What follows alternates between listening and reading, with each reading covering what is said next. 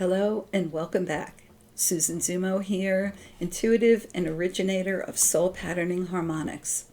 I hope you had a fantastic week, and I do want to thank everyone for liking, sharing, watching the videos. It really helps to get an uplifting message out there as opposed to everything else that we are seeing and hearing right now.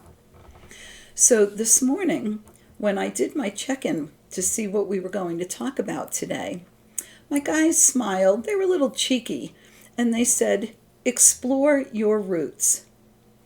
And I thought, well, what does that mean? I already know what my roots are. I'm very aware of my roots.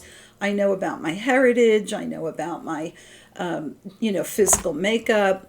I'm very aware of past lives. And they kind of just internally smiled again and said, explore your roots. Well, before we continue, let me just clarify and say, when they say, or I say they said, I mean telepathically. They are not standing in the room with me. It is not a discarnate voice speaking out into the room. It is telepathic communication. It's an internal communication. So I just want to clear that up before we move on. So explore your roots. And I went, well, how far back do you want me to look? And they said, as far back as you are able. Well, again, I thought, well, I'm pretty aware of my galactic connections after all. I'm talking to you, aren't I? So I must have explored those aspects. And they said, a little. You've touched on them a little, right? Because we think linearly, or I think linearly. I think from me to them. And in this incarnation that I'm in right now, that makes a lot of sense to me. And so when you are exploring your roots, you may run along a linear line as I have. And there's nothing wrong with that. That helps our minds understand what we are experiencing, right? When we put it into a linear framework. So I said, well, where else am I going to explore? And they said, further than us. Keep going. And that kind of set me back a little bit because I'm like, well, I'm pretty comfortable talking to you all and connecting with you and knowing who I am as a descendant or in a direct line of that frequency, right? That energetic cord. They said,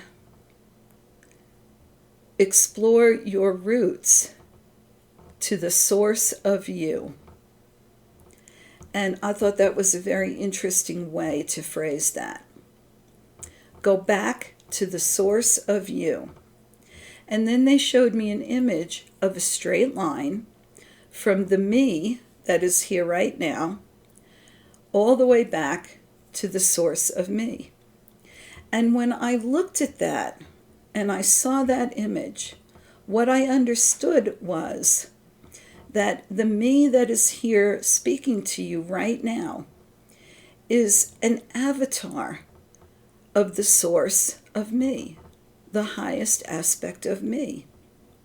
Kind of like that movie, right? Where your being climbs into a framework, in this case, a body, this lifetime, and goes and plays in another world for a while before it leaves that body and goes back to its true self in its true world.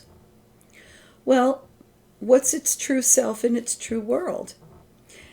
Is it the lifetimes I've explored? Is it the galactic lineage that I am aware of in this lifetime? Or is it something else? Now, when I went and looked, because I did, what I went back to was a spark of creator source, an individuated spark of creator source. I experienced that in a very profound way. And yet, I still didn't get all the way back to source. And I believe that's a goal for just about all of us. As we are creating and participating in this grand shift, our desire is to move ourselves, our world, and everything living in it closer to that source. Tracing our roots, exploring our roots, and moving in that direction. And I want to do that again, and I will be doing that again. And so when I asked, well, what am I going to tell the viewers, right? What am I going to tell those who come to my classes? How do we do that? And they said, when you are in meditation, when you are in a quiet, contemplative state, reaching for your highest aspect, you are harmonizing with the frequency of your roots. You are as far as you can get along that line when you are in a state of meditation. I thought that was interesting because they said, as you continue to go within, as you continue to call in the higher aspects and harmonize with them, as you sit quietly, you are exploring your roots. You are tracing the you that is here to the source of you by aligning with that frequency. When we are in meditation and our frequency shifts, we align with the highest aspect of self also in that frequency. And so the more we practice, the more we experience and live in a place of love, forgiveness, compassion, acceptance, we become more in alignment with higher aspects of self. And so they said it naturally occurs when we do this as a daily life, as a daily practice. The more intrinsic, living a life filled with light, love, compassion, acceptance, excitement, joy, puts us more in alignment with the highest aspect of self in that frequency. And so as we evolve and deepen and change, we can align in greater and greater aspects of ourselves until we are aligned with the source of who we are. Now, to hold that for any length of time is a challenge for me because my consciousness goes back and forth along that line between me, the avatar that is talking to you, and the higher aspect, the source of who I am. And living in both worlds as we are right now means that I cannot exist forever in either one at this time. But I can experience both. I can not bury myself in this body, this experience, what this avatar of me is living through right now, and forget my true source. At this time, I also cannot live in the ethers. I cannot live only as my true source of self because I have things to attend to here and I have work to do here. But I can exist in both.